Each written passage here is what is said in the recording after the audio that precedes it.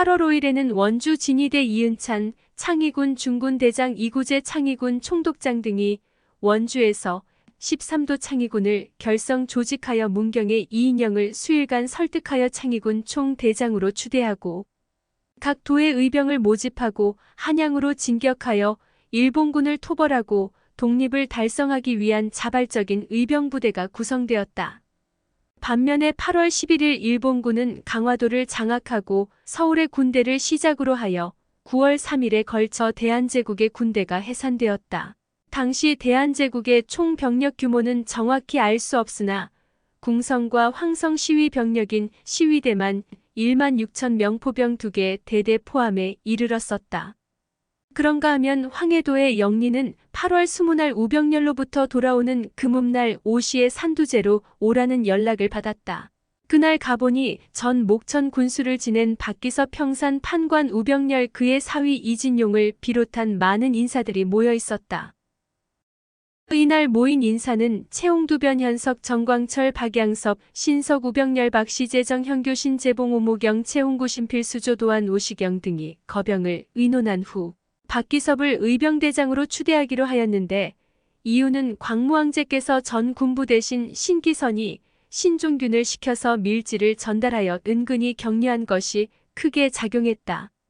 형식적으로 박기섭을 의병대장으로 추대한다는 우병렬의 인사말이 있었고 이어 우병렬은 중군, 유달수는 유격장이 되었고 의진의 근거지는 토평산에 두기로 하고 경문을 써서 돌리자 호응하겠다는 의병이 사천에 이르렀다. 그때까지 영린과 함께했던 의병을 30명에 지나지 않았으나 을미의병 후 머리를 깎고 승병으로 탁발을 하며 북수사의 기거를 해오기를 몇 해이던가. 그동안에 많이들 늙었지만 의기만은 충천에 있었고 때를 기다리고 있었다. 비단 황해도에서만이 아니라 전국적인 봉기에 조짐이 있었고 황골의 외당 류홍석은 류화 성류봉 성류태 성류영 성류재곤박 선명박 화지 최영석 김정삼 등과 더불어 진병산에서 의병 600여 명이 모여서 전투를 하는 봉기가 있었다. 동걸도 외당께 받은 은혜가 있어서 따라가 전투에 참여했고 그는 쉴 참에 사람들에게 자신이 겪었던 동학난과 고부에서 있었던 무용담을 이야기를 했다. 그렇게 봉기의 한 획을 긋고 한골로 돌아오던 중 무찔골에서 잠깐 쉬면서 외당이 이복의 동거리, 예 어르신, 내 자네에게 충고 한마디 하겠네. 예 어르신. 외당은 한숨을 돌린 다음 천천히 입을 열었다.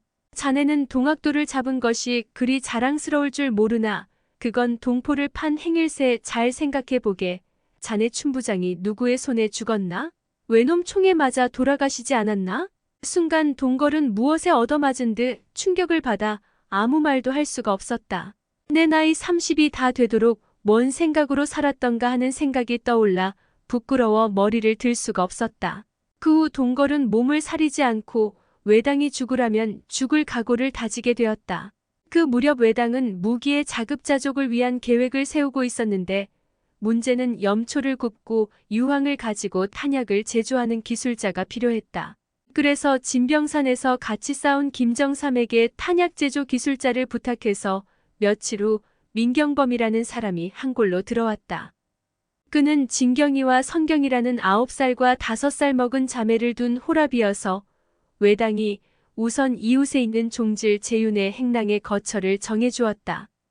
다음 날부터 외당의 며느리 윤희순이 류씨 집안 안악들을 비롯한 인근 안악들로부터 355냥을 모아 조금 큰 동네인 가경자 여인의 꼴에 모여서 각종 유기그릇을 모으고 구리 등을 구입하여 탄환을 만들고 소변을 모아 염초를 굽고 유황 등을 섞어 화약을 제조하기 시작하였다.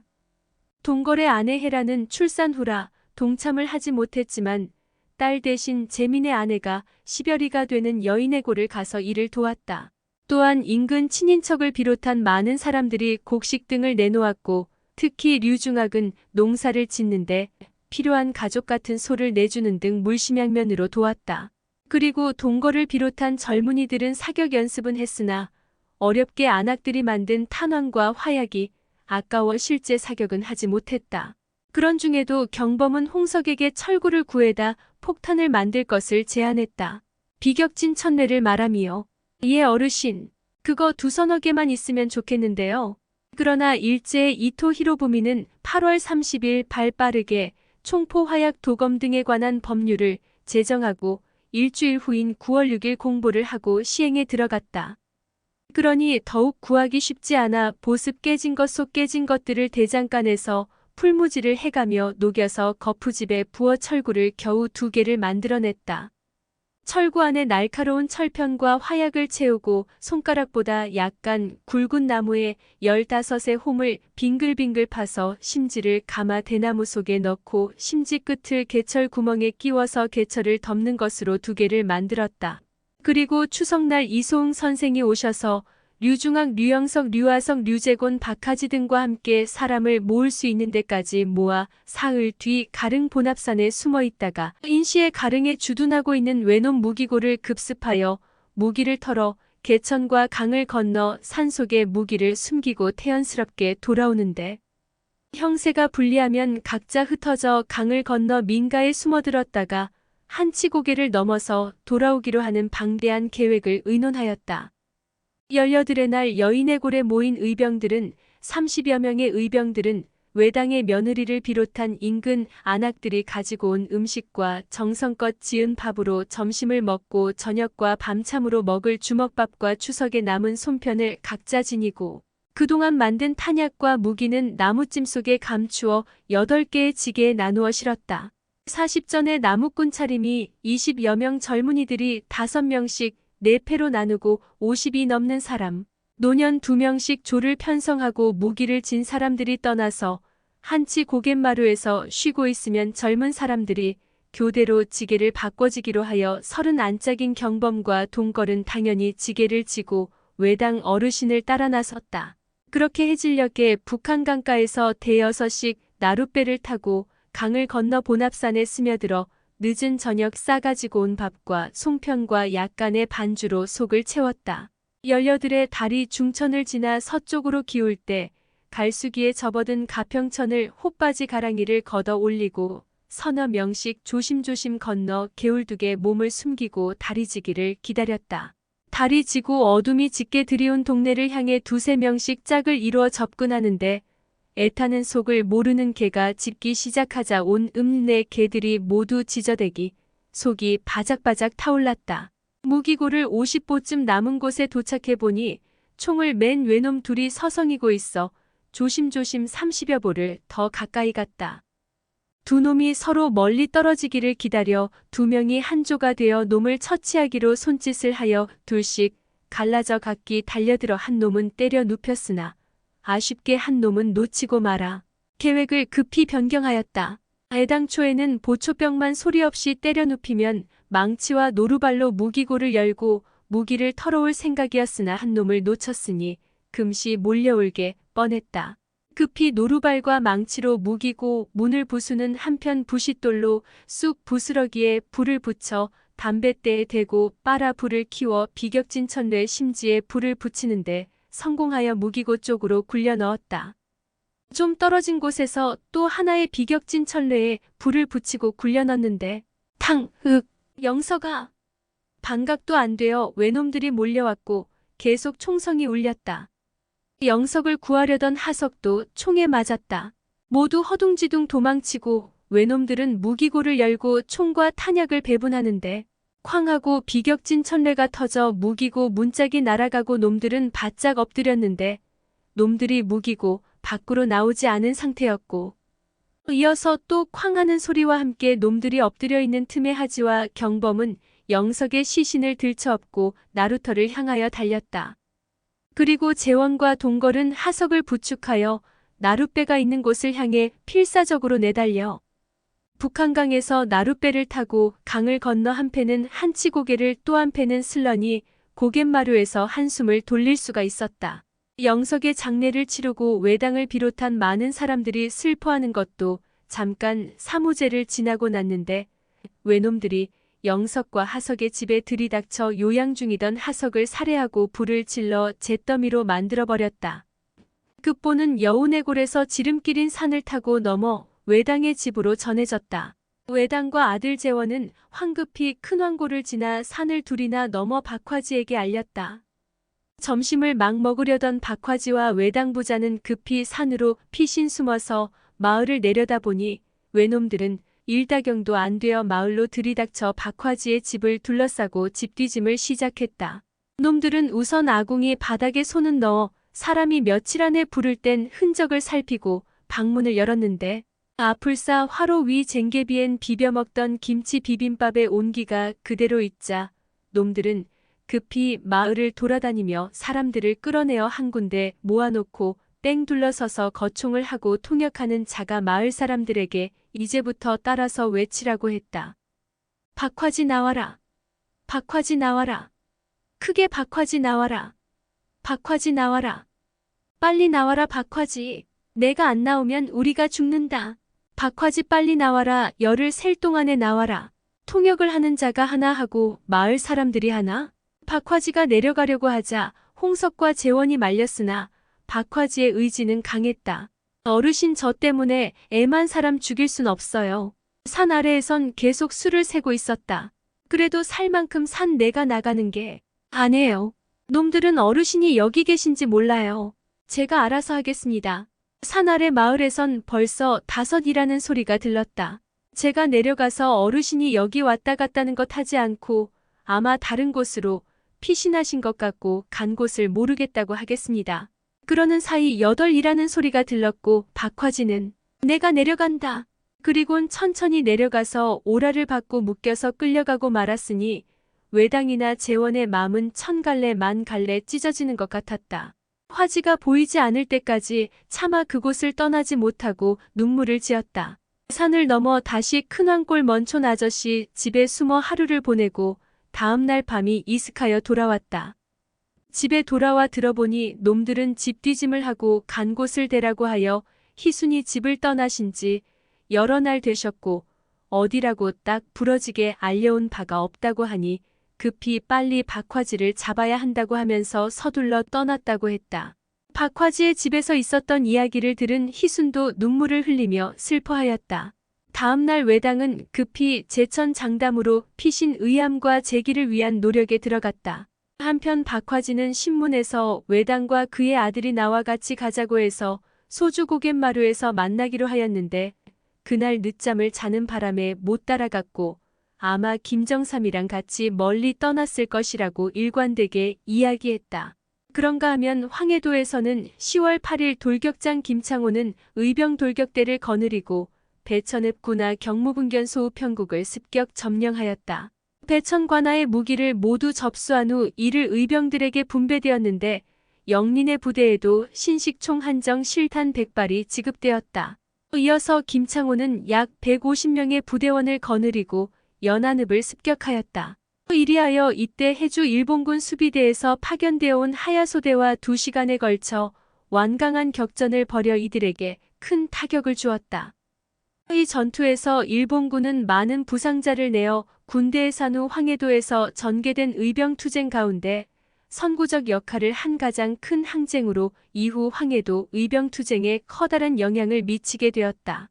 그러나 돌격장 김창호는 애석하게도 배천 국굴리 싸움에서 전사하고 그 동생 성우 역시 적에게 체포되어 순국하고 말았다. 영리는 주로 유격장 유달수가 기습 공격을 하고 돌아오는 길목에 지키고 있다가 돌격대가 위험해지면 사격을 가하여 놈들이 매복에 걸렸다는 것을 암시해 놈들을 따돌리고 산속으로 몸을 숨기는 일을 수행하게 되었다.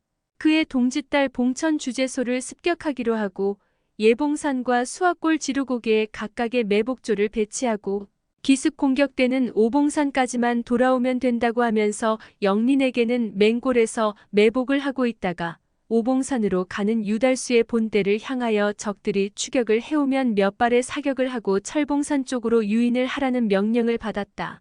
그리고 새벽 먼동이 트기 전에 성공적으로 봉천주제소를 습격하였으나 오봉산하고는 거리가 좀 멀었고 독점산을 넘었을 때 평지를 달려온 일본군이 죽동리에서 독점산을 에워싸고 있었다. 이에 예봉산 있던 매복조는 독점산을 넘어오는 의병들을 발견한 일본군과 총격전을 벌이고 있는 것을 감지하고 시골고개 쪽으로 이동해 독점산을 포위하고 있는 일본군에게 사격을 가하고 동막골 방향으로 도주를 시작하자 일본군 지휘부는 주봉산을 포위망에 추가하면서 굴바위 쪽으로 병력을 이동시켰다. 그리고 유달수의 기습조는 예봉산을 넘어 수학골에서 일본군을 만나 교전을 벌이고 도주하던 중 미리 매복하고 있던 우리 의병들의 사격으로 무사히 지루고개 쪽으로 도주하였다. 의병들은 뒤쫓던 일본군에게 다시 지루고개에서 매복에 걸려 유달수 유격장이 적탄에 맞아 급히 부축하여 맹골고개를 넘어 누천리를 벗어날 때 미리 매복을 하고 있던 영림부대의 사격으로 일본군을 철봉산으로 유인하여 무사히 빠져나갈 수 있었다. 그리고 일본군은 철봉산으로 도주하는 영린의 부대가 여느 의병과 달리 승복 차림이었다는 것을 본 것이었다. 그러나 애석하게도 유격장 유달수는 맹고를 빠져나가자마자 결국에 숨을 거두고 말았고 후임으로 이진용이 유격장이 되었다. 그렇게 한번 싸움에 나갔다 오면 탄환이 소진되어 한동안 제대로 싸움을 할 수가 없었다.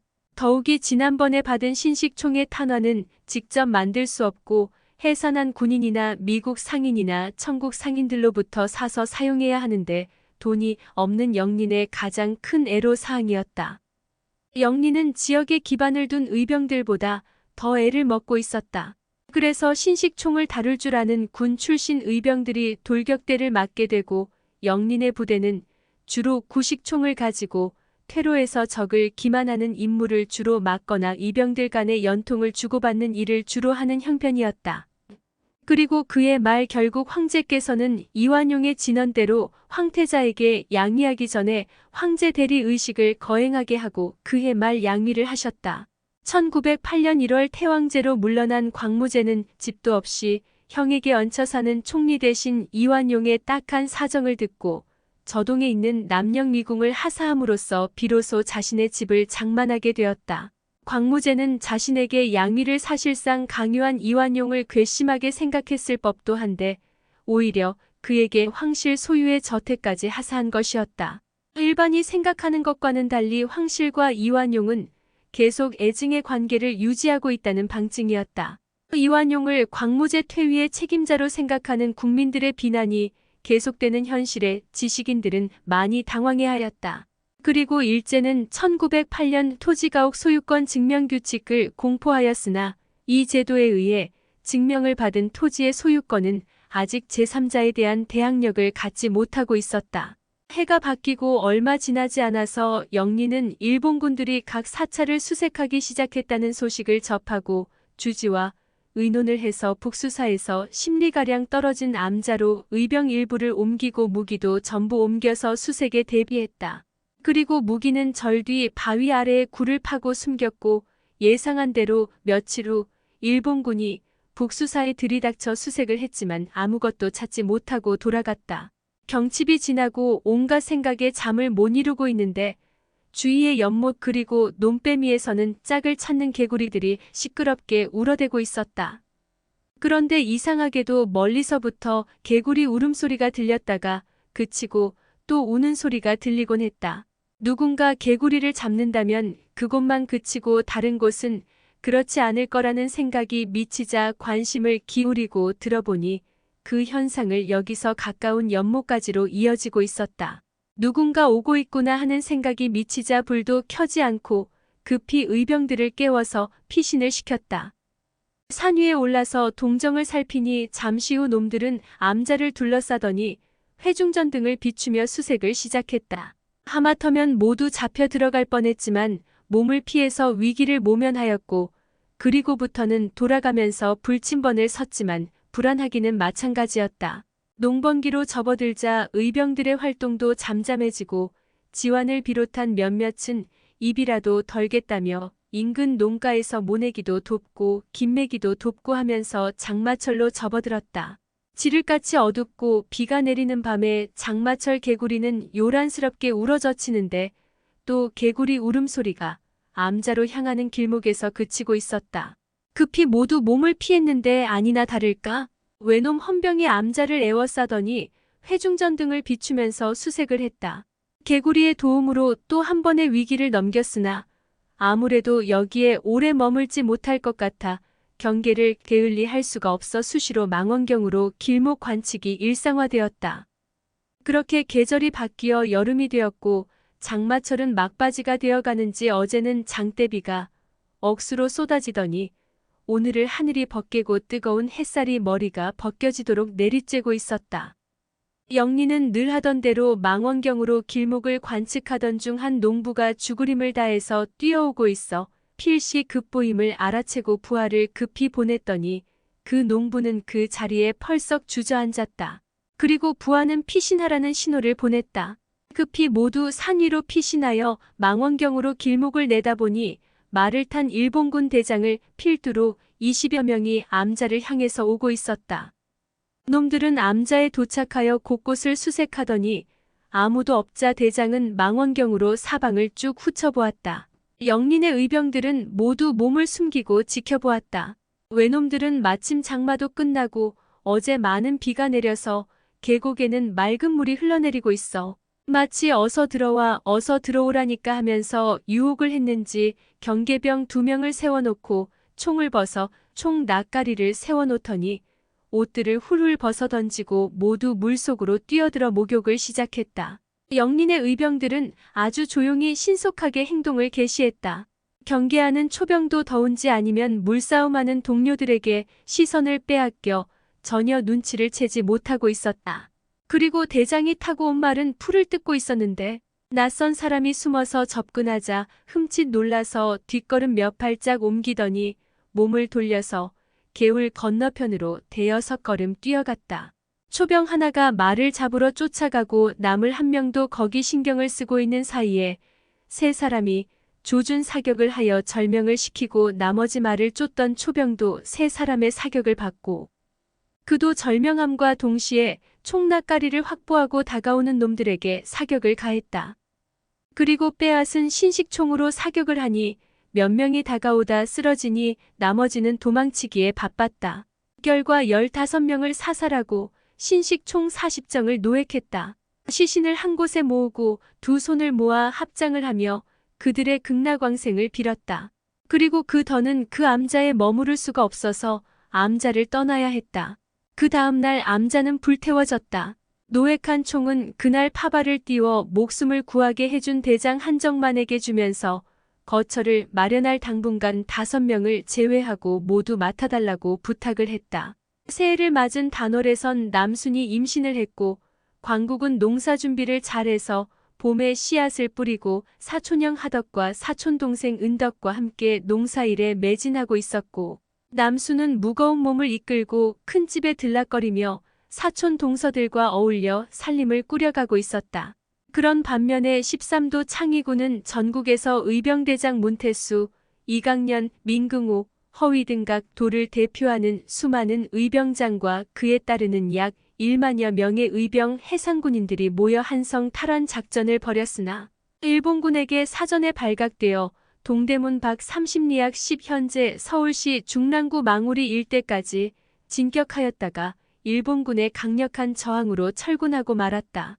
이 작전은 독립운동 사상 가장 큰 규모의 의병운동으로 평가되며 각국 공사관의 교전단체로 승인해 달라고 요구하는 등 항일의병운동 역사에서 본격적인 이병활동이 전개되기 시작하였다. 그리고 이완용과 법부 대신 조중웅은 국내부 대신의 직무를 수행하지 않은 박영효를 처벌하라는 상소를 새 황제에게 올렸다. 이번에 황제의 위를 물려주신 것은 태왕제의 순수한 심정에서 나온 것이며 종묘사직이 억만년토록 공고하게 될 기초가 여기에 있으므로 경사롭게 여기고 기뻐하지 않은 신하와 백성이 없습니다. 그런데 박영효가 그 직책을 회피했으니 그 죄를 물어야 합니다. 라고 사태를 완전히 왜곡하는 주장을 했고 새 황제는 그대로 허락했다. 융희 황제가 국권 침탈 때까지 3년여 황제로 재위한 동안 내각에서 올린 상소문에 대해 이 일을 제기하거나 수정 또는 보완을 지시한 경우는 거의 없이 그저 올린 대로 처리하라. 라는 것이 한결같은 답변이었다. 융희 황제는 그것을 거부하거나 보완을 지시할 만한 지적 능력을 갖추고 있지 않아 황제 자리에 앉아있는 허수아비에 불과했다. 이토가 기를 쓰고 그를 황제로 올린 이유가 거기에 있었다. 8월 26일 드디어 일제는 대한제국을 수탈하기 위한 동양척식 주식회사법을 공포하기에 이르렀다.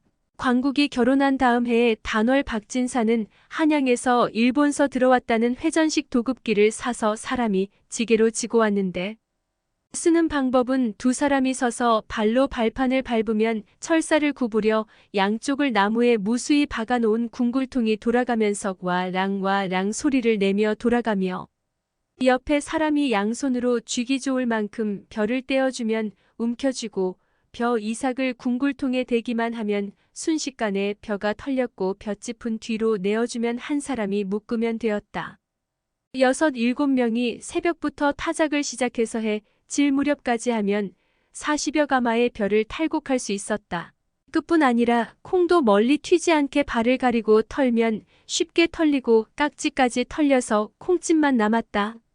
그리다 보니 이틀 이상해야 할 일을 하루면 마칠 수 있어 박진사는 삭슬 받았는데 처음에는 하루에 벼 단말을 받다가 서말로 내렸어도 쏠쏠했다. 드디어 일제는 대한제국 수탈을 시작된 동양척식 주식회사가 설립되었고 같은 날 장인환 전명훈이 미국에서 제1차 한일협약 체결 외교 고문으로 활동하다 통감통치를 찬양하던 스티븐 스른을 샌프란시스코에서 사살하였다.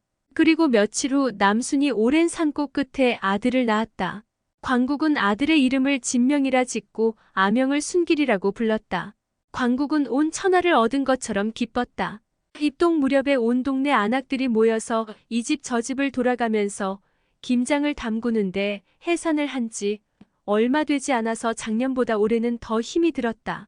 그리고 광국은 부지런히 땔감을 해다가 쌓았는데 하루 두 짐을 해오면 해가 조금 남아있을 때 조금 더 해다가 저녁과 아침에 떼고 하니 두 짐이 쌓여서 마당에는 다른 집보다 더 큰 나뭇가리가 되었다.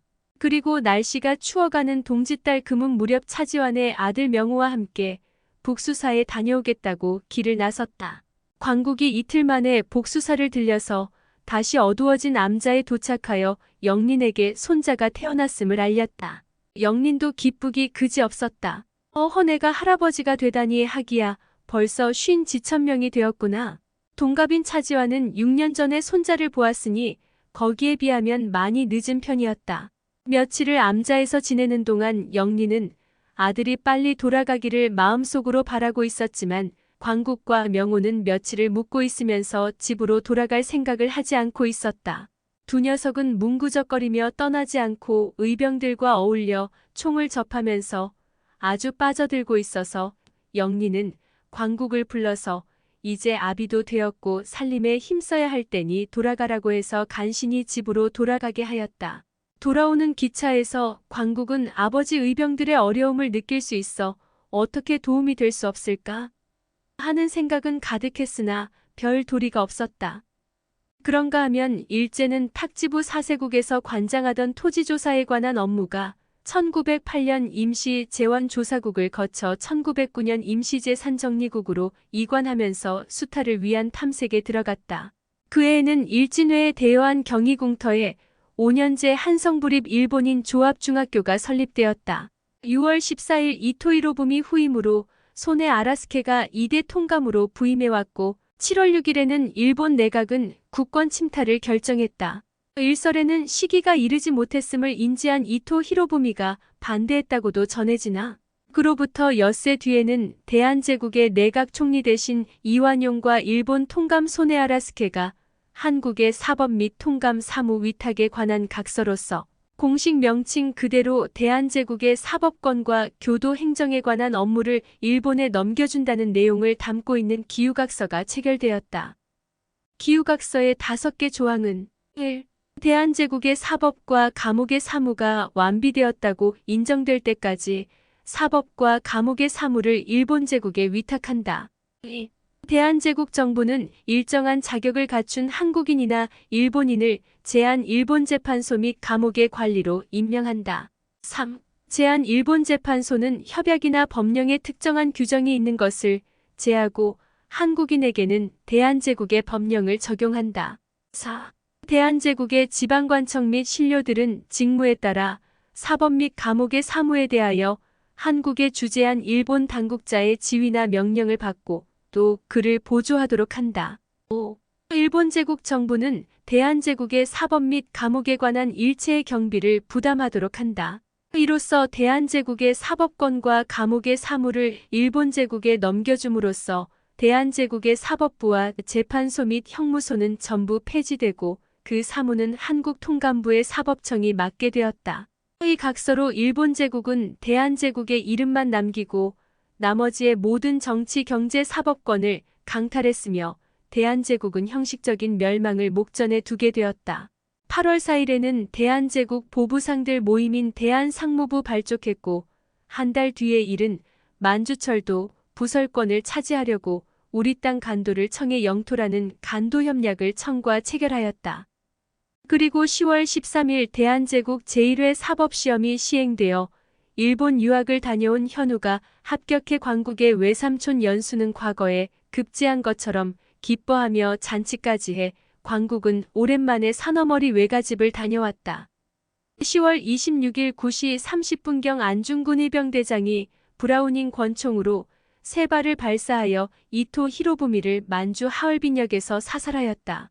그리하여 한국 침략의 원흉이자 동양평화의 파괴자인 이토 히로부미는 안중근 의병대장에 의해 단죄되어 비참한 최후를 맞이하고 말았다. 그 소식을 전해들은 평산에선 모두 기뻐하며 안중근 의병대장 만세를 불렀다. 그만큼 안 의사의 거사는 의병들의 사기를 드높였다. 그리고 박화진은 모진 고문과 신문으로 죽고 말아 마을 사람들이 찾아다 야산에 묻었다는 소식을 접한 외당과 재원는 함께 해질녘 산길을 더듬어 찾아가 분양을 하고 땅거미가 지는 산을 넘어 큰 황골로 해서 집으로 돌아왔다. 반면 일제는 대대적인 병력을 투입해 의병들을 압박하고 있었고 12월 4일에는 일진회가 한일합방 조약을 요구하였다. 그런가 하면 일제는 전국적인 토지조사에 앞서 경기도 부평 일대에서 예비조사를 시행했다. 광국은 농사가 끝나자 작년과 마찬가지로 부지런히 나무를 해서 쌓아놓기 시작했다. 12월 8일에는 진명이의 첫돌이 되어서 남수는 백설기와 수수경단을 만들어 이웃에 돌렸고 이웃들은 답례로 오래 살라고 명주실 한 타래씩 빈 그릇에 담아서 주었다. 그런데 며칠 후 지평주재소에서 헌병을 앞세우고 단월에 와서 영린과 지환의 근황을 물었는데 모두 답하기를 영린은 머리를 깎고 중이 되었다고 하고 지환은 행방불명된 지 오래다고 대답했다. 남수는 지난 정민년에 인석 아저씨의 동생 하석 아저씨가 외놈들에게 무참히 학살당한 것을 알고 있는데 외놈들이 시아버지 영린의 뒷조사를 하고 갔으니 불안해하고 있었는데 광국이 여보 여기 있는 논밭을 팔아서 아버지하고 만주로 가는 게 어떨까? 하고 물었다. 그러지 말고 간내울로 이사 가는 게 어때요? 남수는 다른 곳보다 아버지 같은 오라버니들이 있는 간내울이 훨씬 생활하기 편할 것 같아서 간내울로 가기를 원했다. 그리고 그곳에서 시아버지가 의병이라는 사실을 아는 사람은 오라버니 2분뿐이니 그게 안전하리라고 생각을 했다. 광국은 며칠을 두고 고민하다가 결국 남순의 뜻을 따르기로 했다. 그리고 광국은 논밭을 팔기로 계약을 하고 중도금은 정월 초여들의 날 받기로 하였다. 물론 큰아버지 영준도 조카의 결단을 따르기로 하는 게 나을 것 같아서 적극적으로 도왔다. 그리고 설이 지나고 정월 열 하룻날 광국은 논밭을 판 계약금과 중도금을 가지고 남순에게는 간내울로 간다고 하고 명우와 함께 평산으로 갔다. 1년 만에 부자 상봉이었다. 그리고 다른 의병들이 있는 데서 돈을 내놓았다. 영리는 깜짝 놀랐다. 형님이 이렇게 많은 돈을 내어주실 리 없고 어리둥절해서 광국을 바라보며 웬 돈이냐? 한참의 침묵이 흘렀다. 영리는 짐작이 갔지만 설마하며 다시 물었다. 이렇게 많은 돈을 어떻게 마련했느냐? 전답을 팔아서 마련했습니다. 말문이 막혔다. 잘했다고 칭찬할 수도 잘못했다고 야단을 칠 수도 없었다.